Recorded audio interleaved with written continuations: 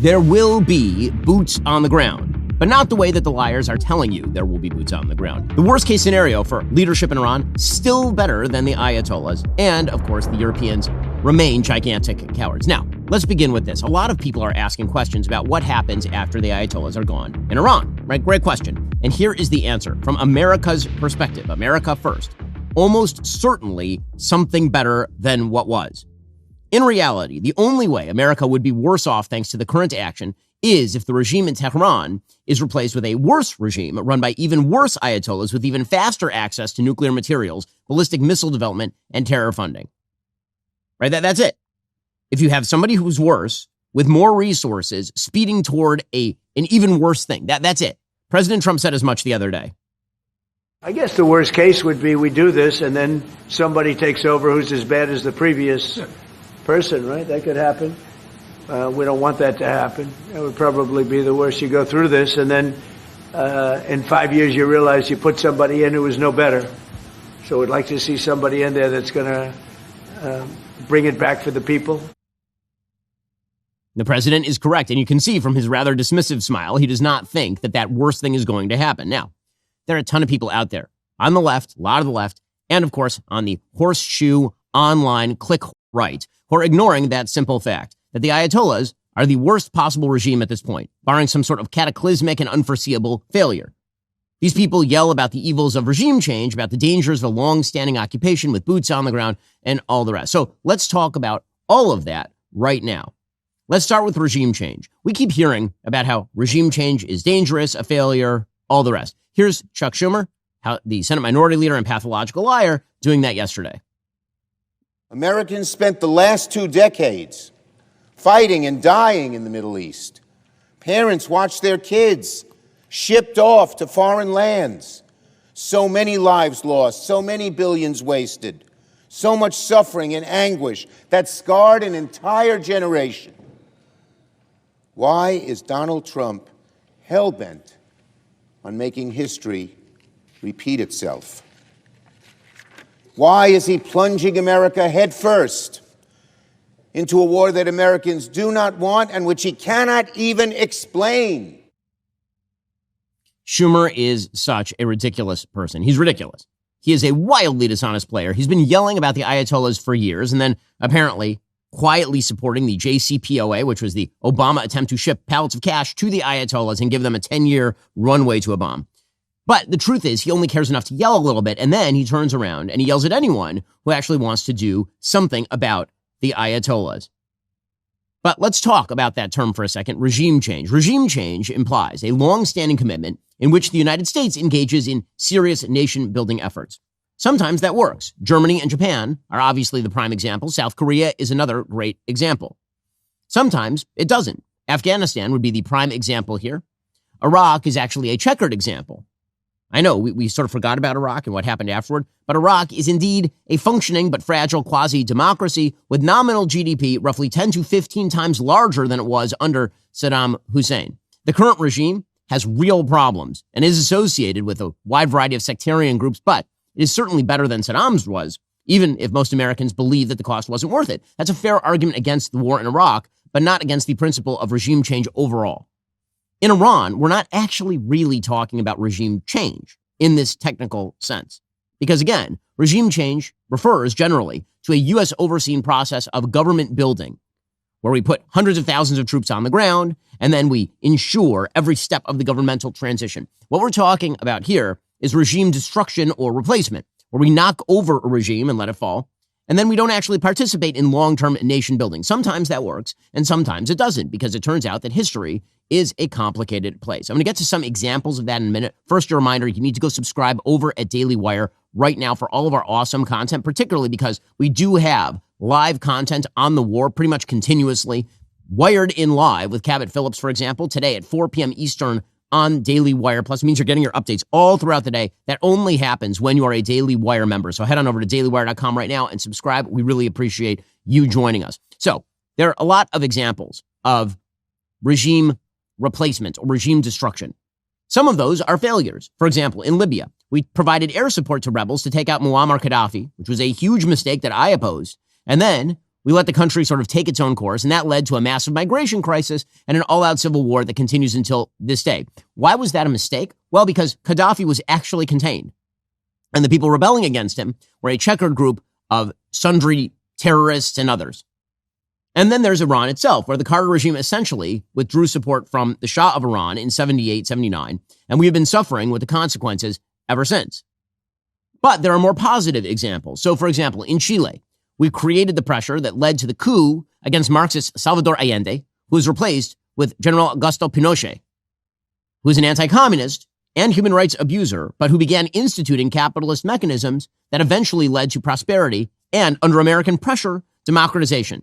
In fact, we are the ones who pressured Pinochet to give up power. He thought about another military coup when he lost an election. We said, we will not support anything remotely like that. You're giving up power. Or, for example, Panama, where we deposed Manuel Noriega. We then installed the winner of the prior election, and things worked out pretty well. And of course, that's pretty much what we just did in Venezuela, where we destroyed the top of the regime, and then we left a second person in place. And now that person, Delcy Rodriguez, is basically being squeezed until she squeaks. She put out a statement yesterday via Twitter. Quote, I thank President Trump for the kind willingness of his government to work together on an agenda that strengthens binational cooperation for the benefit of the peoples of the United States and Venezuela. So, in other words, not all quote-unquote regime change is alike. It's not all Iraq. And pretending that it is ignorant. There's a reason why Venezuela was handled one way and why Iran is being handled in another way. And it's not necessarily because Venezuela is in the Western Hemisphere. It's because Iran is run by a fundamentalist Islamist death cult. I mean, in order to truly understand how evil the current Ayatollahs are, Patrick Bet-David, who has some experience in this area, yesterday on his show, he sort of explained Ayatollah Khomeini's regime. You guys want to know what Khomeini once said about what to do to women in prison? Have you ever heard him? Nope. You want to verify this, Rob? He once said female prisoners who are virgins must be raped before execution to prevent them from entering heaven. Isn't he an amazing guy to say something like that? That's the guy that died. When he died, I was in Iran, June 3rd, 89. I was there when the guy died. They didn't kill him. He died. This guy who was supposed to be a hero for them, female prisoners who are virgins must be raped before execution. If you go pull up the craziest thing he said in one of the books that he wrote, you would sit there and say, no human being, you would never write that. You would never subscribe to that.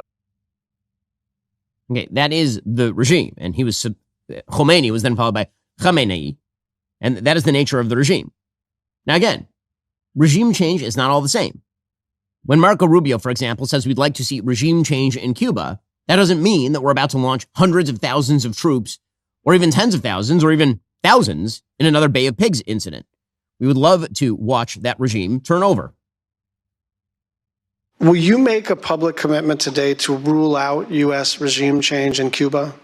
Regime change? Yes. Oh, no, I think we would love to see the regime there change. We would like to, that doesn't mean that we're going to make a change, but we would love to see it change. There's no doubt about the fact that it would be of great benefit to the United States if Cuba was no longer governed by an autocratic regime. But you know what we mean by regime change. We don't mean, I wish someone else were in charge. When we talk about regime change, we're talking about using the power of the United States, usually kinetic power, but often other kinds of coercion and I'm not even saying that that's always not in our interest. I'm just saying, I'm not asking you whether we would prefer a different kind of government. I'm asking whether you are trying to precipitate the fall of the current regime. Yeah, but that's statutory.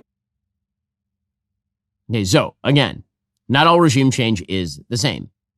So what is likely to happen next in Iran? Well, the least likely outcome is the one that we actually fear the most. The Ayatollahs lasting and rebuilding and somehow becoming stronger than they were. Even if just the military damage we've already done is all that happens here, they are significantly weaker than they ever were because their economy is still in tatters. The IRGC bases have been destroyed. Their leadership has been killed. That outcome only happens if the U.S. stops its operation right now, which is, of course, precisely what those who oppose the operation want. All of which should make us question why those who oppose the operation the most are so unconcerned about the continuation of the Iranian regime itself, which is, in fact, the worst possible outcome. In a second, we'll get to the claim by opponents of the war that boots on the ground, that's going to be a thing. First, folks, it's time for a little spring cleaning. Let's be honest, we all know where to start. Dig out that old wireless contract you've been clinging to. Just chuck it. It's outdated. It's overpriced. It's ridiculous. Now, if you actually care about saving money and getting quality service, switch on over to Pure Talk. That's the company I use. You get unlimited talk, text, plenty of data, all for just $25 a month. No contract, no hidden fees, and big bonus, no overseas call centers. When you need help, you're talking to real Americans, which of course is how it should be. They've got the best coverage in the business. I know because I use them. They have the same tower network as the big guys, and it's a company that actually likes you. Maybe you don't want to take my word for it. Lois is another Pure Talk customer. She says, switched to Pure Talk a few years ago. Amazing. Same coverage and clarity as Verizon or AT&T at a fraction of the price. Award-winning customer service. Just upgraded to an iPhone 16e, and the support and deals were superb. Why anyone is still getting ripped off by the big guys is beyond me. Well, she's right. It's time for you to make that switch too. Head on over to puretalk.com/Shapiro. You will save 50% off your very first month. That's puretalk.com/Shapiro. Switch to a wireless company that shares your values. Pure Talk, America's wireless company. Okay, so the critics then argue that we're not really worried about regime change per se. We're worried about open-ended commitments and boots on the ground. Here's Alexandra Ocasio-Cortez saying this. The reality that we have here is very clear. The vast majority of Americans are against a war with Iran. Two things can be true at the same time. We can acknowledge the brutal reality of the Iranian regime and their murdering of protesters and targeting of people. And we can also know for sure that a forever war will not resolve that issue. We've seen what's happened in other areas of the Middle East, in Libya and Syria and beyond. Of course, the war in Iraq. And we are already at multiple American service members that are dead for an illegal action that the president has pursued with no plan out. They don't know why they got into this war. They're talking about 400 or 500 different reasons, and they don't know how they're getting out. I would just like to point out at this point that by the kinds of logic that AOC uses, the United States would never be able to win a single war ever in human history, ever. Because the idea of a war with no casualties or costs from the American side is not a reality. Of course, that is sort of what she wants, is an America prone and on its back. But let's be clear, there will be boots on the ground in Iran, and there should be, they just won't be ours. Yes, of course, there are very likely to be special operators on the ground. There probably are right now. And that's not a shock. The United States has special operators literally all over planet Earth. Right now, today, we are in 80 to 90 countries at any given time. Iran, Jordan, Venezuela, Ecuador, from Somalia and Djibouti to the Philippines. But I assume that's not what the critics are talking about when they talk about boots on the ground. They are talking about an Iraq-style invading force with hundreds of thousands of boots on the ground, American boots on the ground. President Trump isn't going to do that. Could you tell us about the president's current thinking about ground troops and whether they could be used? If they were to be sent into Iran, what would they be used for? What's the situation of that? Well, they're not part of the plan for this operation at this time, but I certainly will never take away military options on behalf of the President of the United States or the Commander-in-Chief, and he wisely does not do the same for himself. I know there's many leaders in the past who like to take options off of the table without having a full understanding of how things could develop. So again, it's not part of the current plan, but I'm not going to remove an option for the president that is on the table. So she's just saying she's not going to tell them what the president will do. But let's be clear. If you think that Donald J. Trump, according to Caroline Leavitt, is going to put hundreds of thousands of boots on the ground, American boots on the ground, you're out of your mind. Presumably, what we will do is help clear the space for others to put their boots on the ground. And this brings us to the news about the Kurds. Here is a map of ethnicities in Iran. I know that a lot of people think that Iran is entirely Persian. It is not, in fact, entirely Persian. Now, people don't know this, but Iran is actually quite diverse. Iran, of course, spans an enormous area from Turkmenistan in the north to Iraq in the west, over to Afghanistan in the east and Pakistan. Persians actually represent only about 60 to 65% of the country. Azerbaijanis are somewhere between 15 and 20%. The Kurds are somewhere between 7 and 10%. Lurs from 5 to 7%. And then there are a bunch of even smaller groups that are in the country. America, believe it or not, is technically whiter than Iran is Persian. And religiously, while 85% of the population is technically Shia, the polls show that roughly 30 to 40% of the adults in Iran identify as atheist or agnostic or irreligious. Only 40% identify as Muslim and 32% as religiously Shia, which means that there may be more secularists in Iran than there are religious Shia members of the population, which is not in line with the Ayatollahs. Okay, so that means And there's not tremendous wide and deep support for the regime, obviously. Now, back to the Kurds. So if you look at that map again, what you see is the area to the west. That is Kurdish area. That is where the Kurds are most concentrated. That light green area that borders Iraq and then somewhat into Turkey, that area is largely Kurd. Okay, so back to the Kurds. They are religiously Sunni, but their religious observance is kind of all over the map. There are Kurdish separatist groups that are radical Islamists, radical Marxists. There are Kurdish groups that are secularists. One thing is consistent. The Kurds have, over the past several decades, aligned with the United States and its allies repeatedly, including during the first Gulf War. That is when President George H.W. Bush ignominiously, famously, abandoned them to their fate and betrayed them after encouraging them to rise up against Saddam Hussein. And of course, they aligned with the United States in the war against ISIS from 2014 to 2019. And then, of course, the United States tended to abandon them to the forces of the new Syrian regime with the help of the Turks. So the Kurds have been pretty solidly aligned with the United States on repeated instances, and they've been kind of betrayed by the United States on repeated instances. Now, we are hearing a lot of reports that Iranian Kurds are arming up and crossing the border from Iraq back into Iran. That makes some sense. So, this is a map of military strikes in Iran. You can see, when you sort of close in, those red dots are allied strikes, meaning U.S.-Israeli strikes in Iran. And you can see there's a lot of strikes right around Tehran, right around the capital. That's kind of IRGC bases. The area, apparently, that the IAF, that would be the Israeli Air Force, is really focusing on is in the West. In those areas, in the IRGC border-patrolled areas that prevent Iranian Kurds, who historically were sort of exiled into Iraq, from coming back across the border with weapons. That is not a mistake. That is a strategy. Presumably, the ground is being cleared for an actual battle between Iranian Kurds who wish to reclaim historic Kurdish territory and the Iranian IRGC. The Kurds themselves, they have a long and fascinating history. They are the largest stateless population in the world. There are 25 to 35 million people. They span all the way from Turkey through Syria and Iraq and into Iran. So it's a gigantic area, obviously. And Kurdish tribes have a long semi-autonomous history in Iran. Under the Safavid dynasty and subsequent dynasties, the Iranian government consistently tried to break down the desire for Kurdish independence. The deepest blow to that cause was struck by the gradual solidification of borders along what was then known, this is in the 19th century, as the Ottoman Kahar frontier, meaning that Kurds in Iraq, Iran, and Turkey began to be separated and began to evolve sort of separate movements. There was a brief moment in time where Iranian Kurds actually had their own state in Iran. In 1946, the Soviet Union made a push down into the Middle East, and the Soviets vowed their protection of what they called the Republic of Mahabad, which was supposed to be a Soviet-aligned republic. The West forced the Soviet withdrawal from that area under Harry Truman in the late 46. And at that point, the Iranian government came in and crushed the autonomous institutions and killed all the leaders. And from then on, Tehran is focused, again, on hemming in the area. That policy spanned various governments. It happened under the Shah. It happened under the Islamic Republic. In fact, the Revolutionary Guard under Ayatollah Khomeini declared jihad against Kurdish insurgents.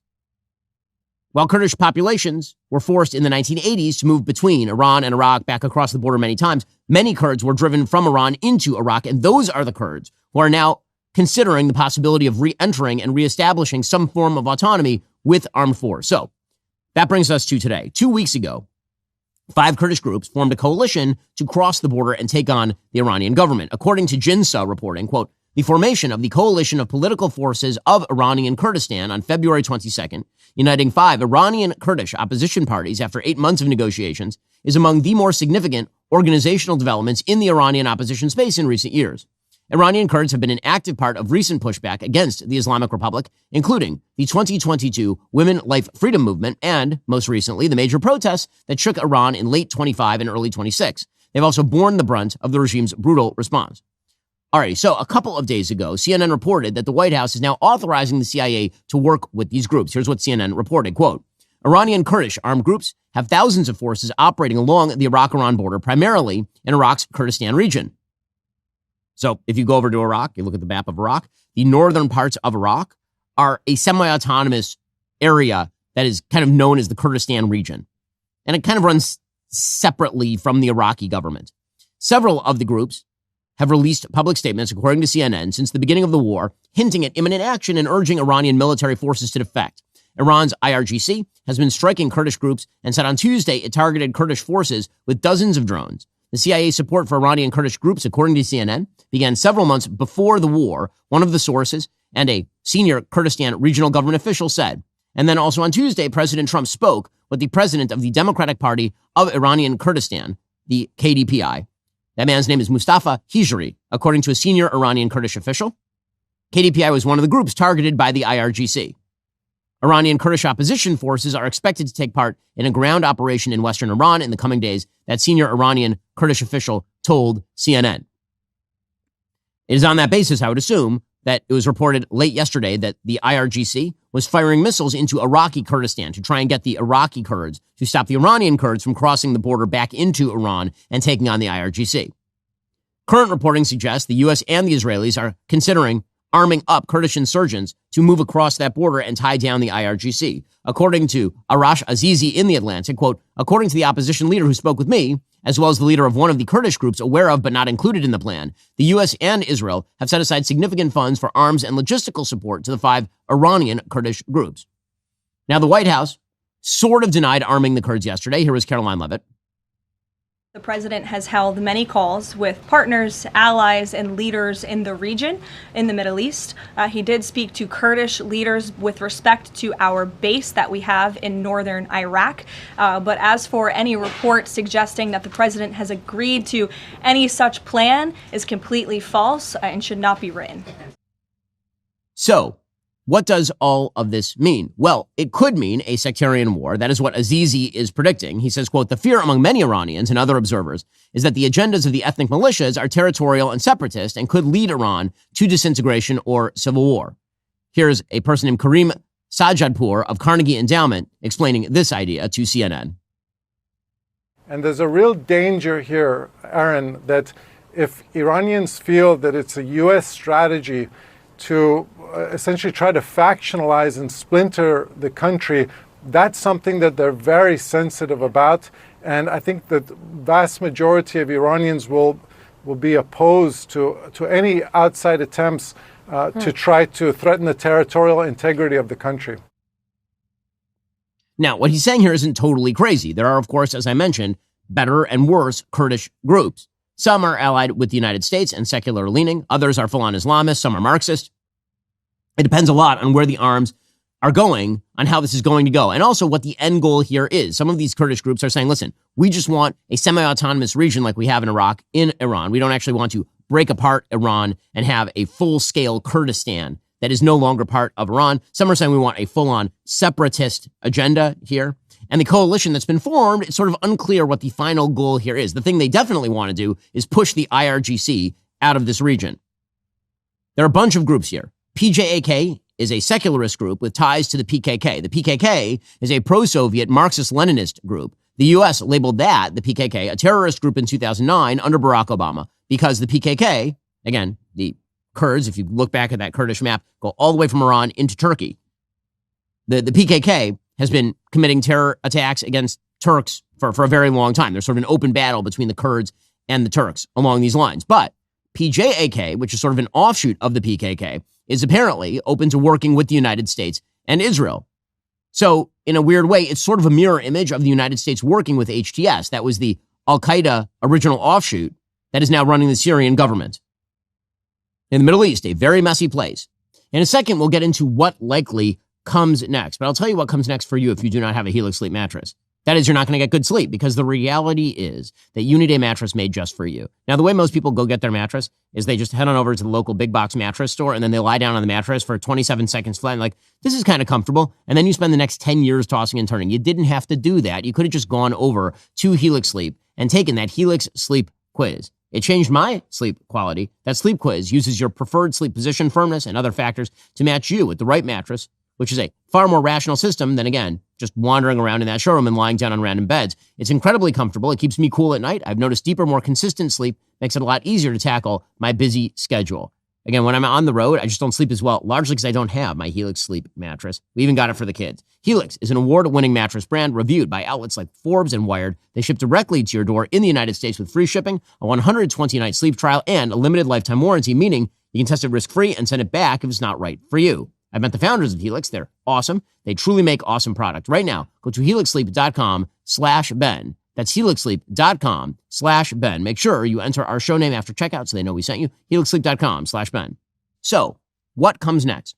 So let's be clear about this from America's point of view, because obviously there are people who I'm rooting for to take over the Iranian government, and those would be presumably the secular people of Iran who would like to overthrow the Ayatollahs. That's who I'm rooting for.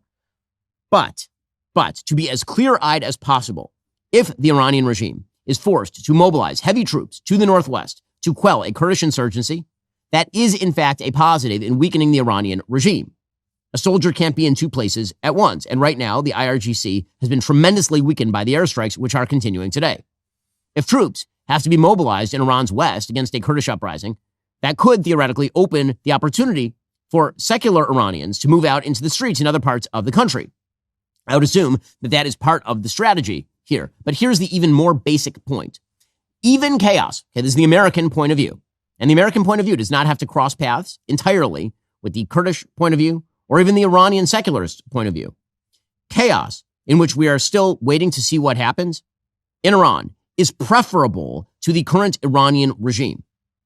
We are all hoping and praying and rooting for the Iranian people to rise up and win, to take over the reins of government and install, again, a non-Islamist regime friendly to the United States and the rest of the region. But if that is not what happens right away, that is not a Trump failure. The only failure would be a complete restoration of the Ayatollahs enshrined even further in power.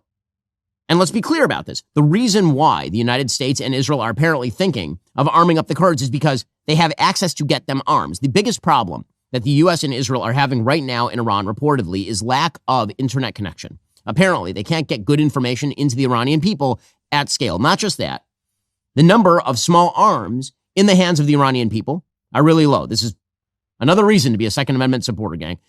The Iranian people have not had the power, like the actual gun power, to show up and overwhelm the IRGC. If they had, then this would have happened back in December, and they wouldn't have needed outside American help. The fact is that reports are from Iran that IRGC and Basij forces are stationed on basically every street corner in major cities, waiting for people to come out on the street so they can shoot them. And so the question becomes, how do you get those people arms? Or do you take advantage of the armed groups that are actually there on the border with Iran, capable of fighting? And if you look at the history of regime replacement or regime destruction, or revolution for that matter, the armed groups are always the ones with the advantage, period. That is true for good and it's true for ill. It is true for good in the sense that it took, armed American revolutionaries to fight off the redcoats. It is true for ill in the sense that if you look back at sort of the splinter faction that was the Bolsheviks during the Russian Revolution, they're pretty heavily armed and able to obtain more arms, and that allowed them to win the Russian Revolution over the whites, who are actually significantly more populous. Okay, but the worst thing here is not chaos. It's not. The worst thing here is a re-enshrinement of the Ayatollahs. It is also the most unlikely thing here. Now, it's very rare that I will quote Elbridge Colby, a quasi-isolationist in the Defense Department, but he happens to be correct here. Operation Epic Fury is consistent with that approach, which is that the president has directed the United States Armed Forces to conduct a military campaign with a focus on degrading and destroying the Islamic Republic of Iran's ability to project military power in the region and potentially beyond. And that is specifically focused in particular on the missile and one-way attack drone capabilities and production of the Islamic Republic and the Navy, the naval forces. Obviously, the Israelis, our close ally, are operating in farther north with a somewhat, kind of overlapping set of objectives and goals. But at the end of this is I think a reasonable and attainable scoped set of objectives that will leave the United States better off under a range of outcomes. The president has indicated, or more than indicated, he's stated a fact that this is a historic opportunity for the Iranian people to change this, oppressive and opprobrious Islamic Republic. But that's ultimately, a lot of that's going to rest on the shoulders of the Iranian people. But I think the military campaign is designed, and I think we have reason to believe, will leave us better off with respect to this, very serious threat of the Islamic Republic. And of course, Colby is right about this. Now, Colby has historically been somebody who's very much interested in shifting resources away from the Middle East and theoretically toward the Far East, toward China. But let's be real, the world is interconnected. Colby, I think, is in favor of the military action here because, let's face it, China hardest hit. Okay, China is deeply reliant on Iran. China is indirectly getting shellacked right here. Iran was shipping the vast majority of its oil directly to China. And China was getting a not insignificant portion of its oil from Iran. In 2025, according to Kepler data, 13% of China's seaborne crude came from Iran, which is a lot of oil. And China's already got some serious problems. They're beginning to stagnate economically. According to the Wall Street Journal today, quote, China signaled the world's second largest economy is entering an era of slower expansion, setting a target for gross domestic product growth of between 4.5 and 5% this year. It is the lowest growth target set since at least the 1990s and follows 3 years in which officials called for growth of around 5%.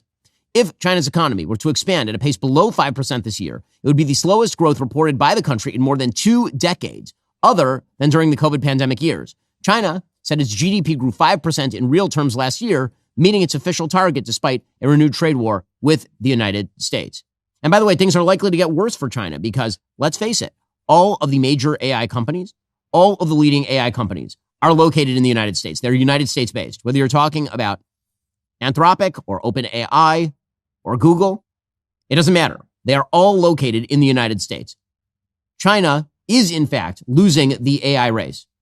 I know there's been a lot of talk about China winning the AI race because they can build energy at scale and because they can kind of rip off American products and all the rest. But let's be real about this. The innovation that happens in the United States is significantly more powerful than whatever China has to offer. China has a demographic crisis. They're demographically upside down. It's a very old country. They have a serious debt crisis on their hands. And now they're being deprived of energy, or at least their energy supplies are being held. The reins of those will soon be held by the West and not by an Iranian regime that is directed at the destruction of the West. None of this should be surprising. A stronger America in the world generally leads to weaker opponents, and that is precisely what is happening here. But of course, leave it to the Europeans to whine. So a couple of days ago, the Iranians fired a missile at Turkey. The goal, presumably, was to put pressure on Turkey, to put pressure on the United States. This has been Iran's strategy the whole time. They can't fight the United States in the air. They can't. They don't have airplanes capable of that. Actually, kind of hilarious story. An Israeli F-35 shot down an Iranian plane. So it was the first actual combat kill for the F-35, and it was flown by an Israeli pilot. That pilot's dad was the first pilot to use an F-16 to make an enemy kill back in 1981 or something, which just shows you how things tend to work in the Middle East. The wars are perennial. In any case, the goal for Iran, because they cannot win militarily, is to try to pressure a bunch of surrounding states to put pressure on the United States. It's why they've fired more missiles, more ordnance at UAE in Dubai than they have at the Israelis, which is kind of weird because it's not the UAE that is launching the attack. They just know that attacking Israel isn't going to actually accomplish anything. Most of those things will get shot down, even if they kill a few Jews. What are they going to do? Piss off the Jews more? Like there's nothing that's actually going to dissuade the Israelis from doing what the Israelis are doing. So instead, they're trying to fire at Qatar or fire at Oman or fire at Turkey. So the goal was get the Turks, who are already predisposed to be anti-Western, to put pressure on the United States. And if that doesn't work, then maybe get NATO allies, because Turkey is a member of NATO, to put pressure on the United States. Well, I mean, good luck with that. Good luck with that. If the Europeans couldn't even pressure the United States with regard to Ukraine by using NATO as a lever, do the Iranians really think that the United States is going to be dissuaded by, quote unquote, breaking a NATO? I mean, from President Trump's perspective, I think that the response to that would be, don't threaten me with a good time. The Europeans, however, are still the biggest complainers on planet Earth. According to the Wall Street Journal, Iranian strikes across the Mideast are risking drawing in a raft of America's NATO allies. Oh no, you mean the UK and France might actually have to do something instead of just whining about things all the time? You mean the UK, you mean the French might have to actually go and defend military bases instead of pretending moral superiority while importing half of the Islamist world into their country? You mean that Keir Starmer might have to do more than speak words about the Ayatollah while similarly importing half of the world's Islamists into his country? Well, apparently, according to the Journal, the UK and France have in recent days both said they would send additional warships to the region after an Iranian drone targeted a British military base in Cyprus. Oh no, how terrible. Now, the reality is the Europeans should be thanking the US and the Israelis for what's going on in Iran, thanking them, because the Russians require Iranian help. It is Iranian Shahed drones that have been shipped from Iran to Russia for use against Ukraine, which presumably is why the Russians are so sad about all of this. And they are. It's hilarious. There have been reports that the Iranians called on the Russians for help, and the Russians were like, we're with you. So much sympathy. Have fun storming the castle, boys. Which was, by the way, precisely the same response that they gave during the 12-day war just last year. Alexander Dugin, known as Putin's brain, and also a confidant, apparently, he's been a repeat guest on places like Tucker Carlson, Steve Bannon. And there are some suspicious associations, shall we say, between many of the horseshoe right influencers and Russian thinkers. Alexander Dugin was out there defending Iran, of course. Trump is an example of much more normal figure that tries to save his country, nation, his sincere patriot, but he's taken as a hostage by globalists. He is not free, and maybe he doesn't know how to get from out from this trap where he is put. But I think that at least Iran fights for its dignity, its sovereignty. Iran defends its own nation, its own state, its own tradition, and that is very noble fight. It's a noble fight, you see, what Iran is engaging in. The Russians, of course, promoting, again, the same sort of lies that you're seeing from the left and the woke right, that actually the president he's just being manipulated by the nefarious Jews, of course. And of course, then there are the Spaniards. The Spaniards are still pretending we care what they have to say, which is kind of funny. We haven't really cared what the Spaniards have had to say since we took Florida from them, which, honestly, the global importance of Spain kind of ended around the year 1588 when they failed to take England. They've been in a state of losing ever since, and that has not changed. The Spanish prime minister lashed out at President Trump, and oh no, Spain is mad at Trump. What's Trump going to do? Oh no. Here he was just yesterday. Y no podemos jugar a la ruleta rusa con el destino de millones de personas. You cannot play Russian roulette with the fate of millions.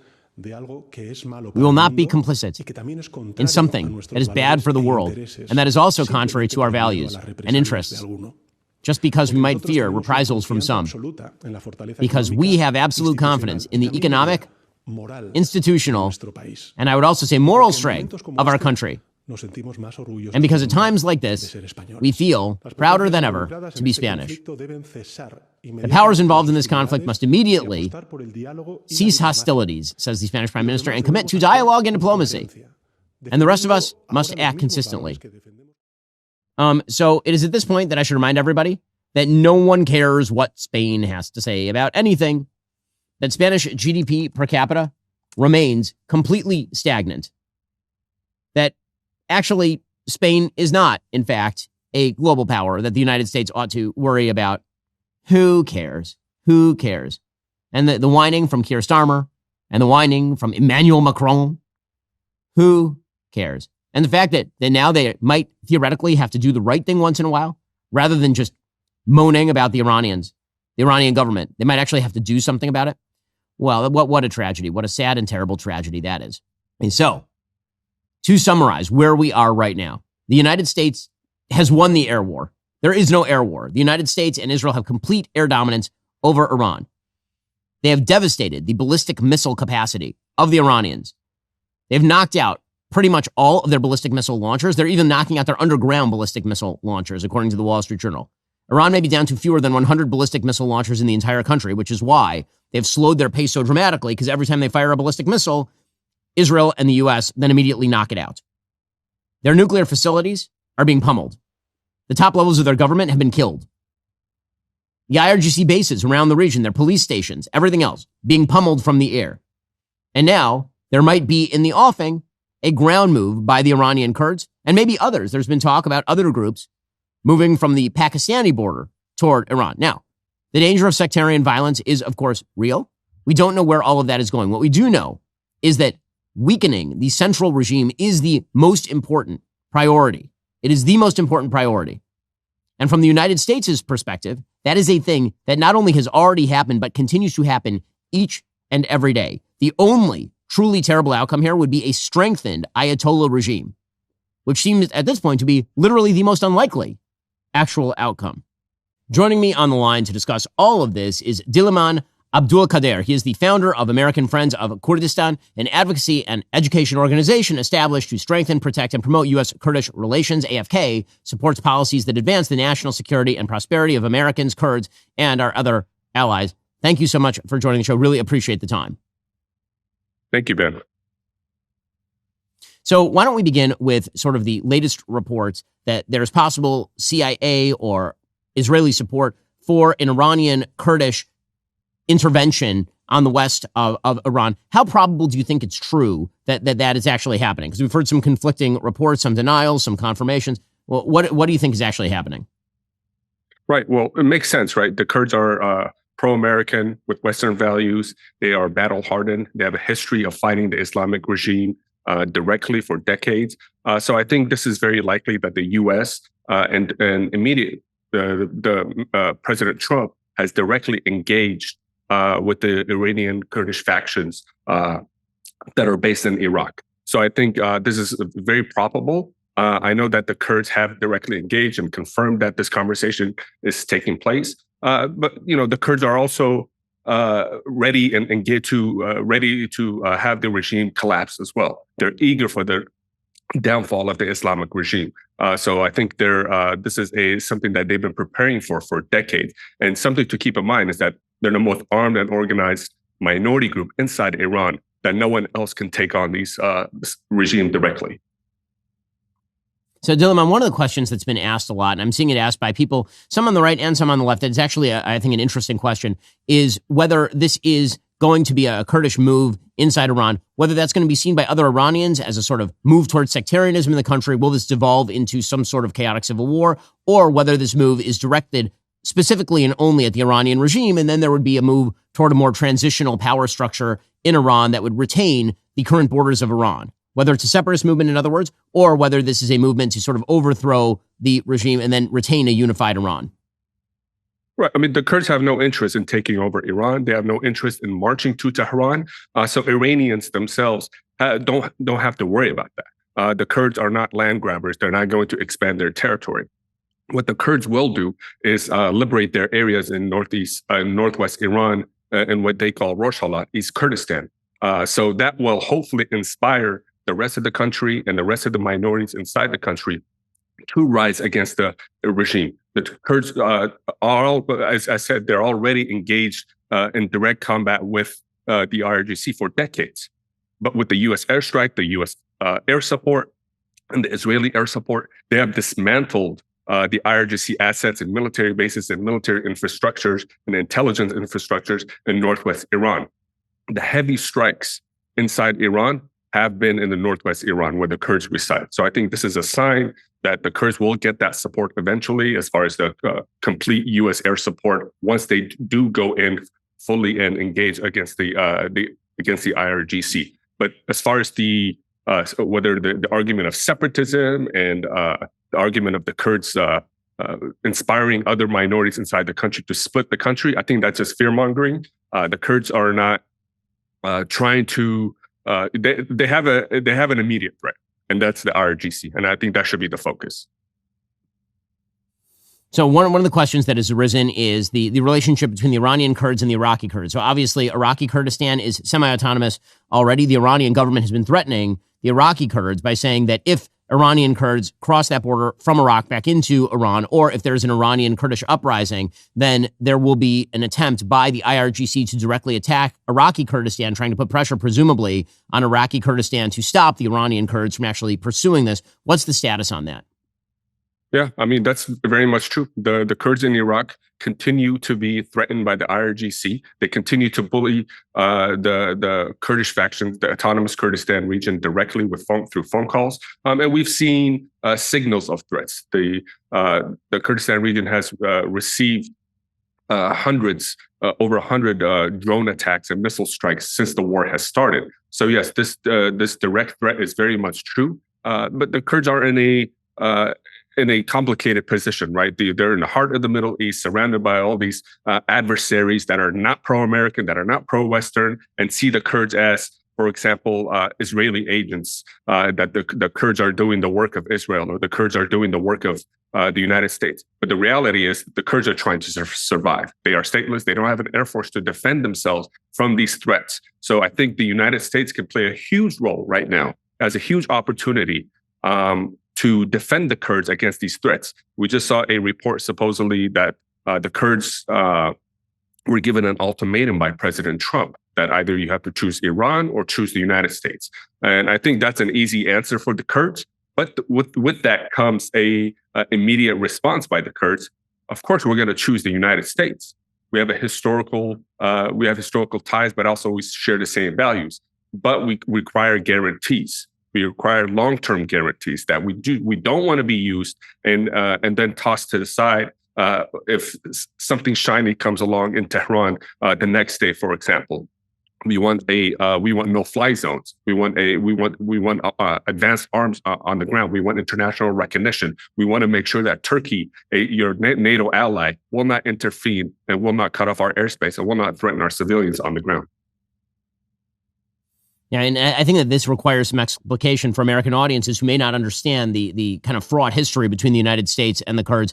The United States has routinely asked the Kurds for help. The Kurds have routinely provided help to the United States, and the Kurds have routinely, frankly, been then betrayed by various administrations in the United States and sort of left to the predations of others. That happened during the first Gulf War. It has similarly been happening in the northeastern portions of Syria. Maybe you can explain exactly this sort of bizarre relationship between U.S. administrations and the Kurds.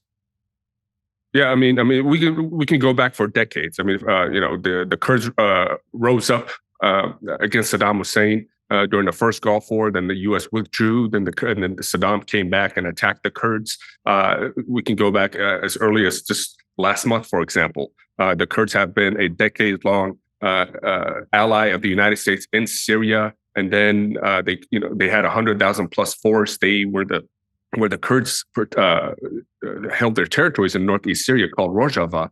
It was the safest and most stable part of Syria for over a decade. Even during the Assad regime, even during after the Assad regime, despite what Jolani did in Damascus and massacring Christians, Jews, Alawites in the country, the Kurdish region was still safe. However, this betrayal came to be a reality again last month when the U.S. decided to withdraw and the U.S. decided to back Jolani when we just had a wanted poster and a $10 million bounty on him. Despite that, the Kurds were betrayed. And I warned then that the Kurds in Iran are paying attention, that tomorrow we will need the Kurds in Iran to dismantle the regime in Iran. Now this is taking place in reality, in full force, and just immediately the Kurds are saying, "Okay, of course we want to engage the regime. Of course we want to liberate our territories, but we don't want to face the same betrayals that the Kurds in Syria just faced. You can't just withdraw tomorrow. You can't just choose Tehran tomorrow. You can't choose if you want to keep the regime and engage with them, and then leave us hanging and then have our people massacred." So I think that ultimatum that President Trump gave to the Kurds, if true, I think the Kurds would choose the United States. That's a no-brainer, but the United States needs to provide long-term guarantees for the Kurds. Now, meanwhile, one of the other questions that's been asked is about the coalition that's been formed of various Iranian Kurdish parties to band together to fight the IRGC. Some of those parties are friendlier to the United States than others. One of the major, most armed parties there is the PJAK. The PJAK is, of course, closely associated with the PKK. The PKK has been a United States designated terrorist group since 2009 because of their Marxist-inspired roots, Stalinist sort of roots, and the fact that they are at war pretty openly with the Turkish government. What do you make of the coalition? Should there be concerns about arms falling into the hands of the wrong parts of the coalition, or what comes next? Or is this just the reality of how revolutions actually occur? That typically when you have some sort of uprising or revolution and you have to cobble together groups, sometimes members of those groups, you'll have more extreme members and you'll have more moderate members. Right. Well, just to say it outright, the Kurds are not extreme. Even the PJAK is not extreme. They are fighting and engaging directly against the Iranian regime. The PKK has been fighting against the the Turkish government for decades. And the major reason why these groups exist is because of lack of security and basic rights that the central governments that the West has backed for decades has given, and leaves the Kurds isolated and forces the Kurds to pick up their weapons. The coalition that you're mentioning, it's called the Coalition of Political Forces of Kurdistan, Iranian Kurdistan. These groups have united. This is a great step. It's 6 groups. Many of them have their military bases in the autonomous Kurdistan region. PJAK is the only one that has active bases in the Iranian Kurdistan in northwest Iran. So then they have one of the largest forces as well, which is important. That's something we have to keep in mind. And it's a great opportunity for the Kurds. They have a united front. No other group on the ground has a united front. I think the United States should back this group. But again, it comes back to the guarantees that they could provide. The Kurds don't want to be in the same situation as they're in. Right? They have no basic rights. They're being hanged publicly. The prisons are filled with Kurdish political prisoners just for speaking their language, for celebrating Nowruz, their identity, their colors, just for speaking up politically. So I think this is an opportunity for the United States to look beyond that. And also these groups that are part of this, for example, PJAK, they've never threatened the European Union. They never threatened Israel. They've never threatened the United States. That's something to keep in mind. The only reason why they're a designated terrorist organization is because to please Turkey. That's the only reason. But we've seen the position of Turkey. We've seen how Turkey behaves. But the reality is that Turkey is not a reliable NATO partner. They're pro-Hamas, they're pro-jihadists, they're pro-Muslim Brotherhood, and they cause havoc across the region. And every position that they've taken has been anti-American, anti-Israel, anti-European. And they even threatened Israel with taking over Jerusalem. They threatened the Europeans with flooding the gates of Europe with refugees. And they held American pastors in prison. They're attacking our NATO, our reliable Kurdish partners on the ground every chance they get. So I think the United States, this is an easy option for the United States to make. It's an easy choice for them to make, is that the Kurds are reliable partners. Turkey is not. If we want to dismantle this regime, we have to set Turkey aside and choose the Kurds. So when we look at the actual activity in the northwest of Iran, when we look at this region that the Kurds are going to try to move into or to rise in, the sort of big question becomes whether this is for the West, for the purposes of the United States, more of a sort of magnet for IRGC, a way to, again, force the regime to expend resources in that area and draw away the Basij and the IRGC from central areas of Iran. And also whether the Kurds, will they feel safe if an Ayatollah-led regime, a subsequent regime, remains in place, even if they've been able to capture certain territory inside the Kurdish areas of Iran. I mean, the worst case scenario from the American perspective here is a renewed Iranian regime that is doubling down on what it was doing before and speeding toward the same exact sort of goals, maybe a little bit slower. That seems to be the worst case scenario. What is the upside for the United States if, say, the Kurds are really more just interested in liberating territory in the Northwest as opposed to the fall of the regime? Right. I mean, look, the Kurds are going to liberate those regions as we discussed. But this has to inspire the rest of the country to rise up against the regime. The regime is being totally dismantled on the ground. As President Trump mentioned early on in the beginning of the war, that this is an opportunity for the people of Iran to rise against the regime. And then he said, let's see what you do with this opportunity. No other president has given you this chance. I think that is the message. That's a clear message, and the Kurds have received that message. The Kurds are taking advantage of this message, and they're seeing an opening to liberate their areas. So I think this will, of course, this poses a lot of risk for the Kurds themselves too when they're doing this.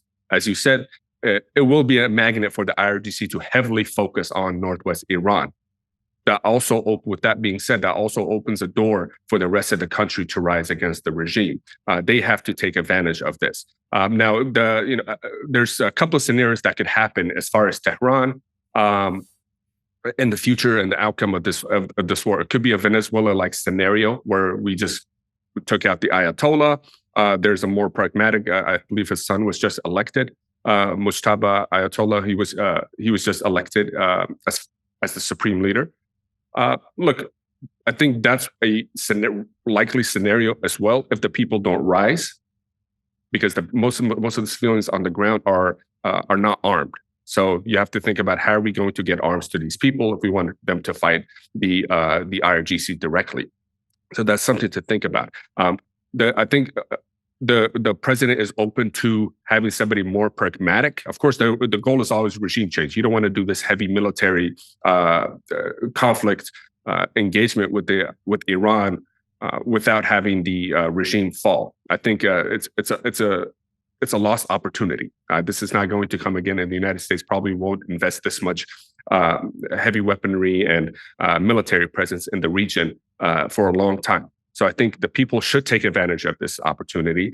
If there's somebody more pragmatic that the administration sees that they can just work with, that will say, we're not going to threaten Israel. We're not going to build a nuclear weapon. We're not going to build missiles that could strike our allies. We're not going to destabilize the region and continue to support proxies, jihadi proxies in the region. I think that's also considered a win for the administration. But the ultimate goal should be regime change, and that's up to the people. The president also mentioned that he wants to have somebody from within, not from outside, as many have pushed for in Washington and in Europe. But I think that's something that the people of Iran have to decide, and the people inside Iran have to decide, by the way. But as far as the Kurds are receiving this message, and the only thing that's holding the Kurds back right now from directly engaging in a full-on war with the IRGC is the guarantees that they have not received from the United States yet. Well, that is Diliman Abdul Qadar. He's the founder of American Friends of Kurdistan. Thanks so much for the time and the insight. Thank you, Ben. I appreciate it. Alrighty, guys, coming up, you need to subscribe because we're going to get to, domestic politics where a lot is happening. A senator just stepped down in Montana. We'll talk about what that means. Plus, we'll get to the Senate candidate for the Democrats over in Maine, who, yes, does have a Nazi tattoo. Remember, in order to watch, you have to be a member. If you're not a member, become one. Use code Shapiro. Check out for 2 months free on all annual plans. Click that link in the description and join us. Legal sent this list of everything we're not allowed to do in Season 2. We're going to do all of it.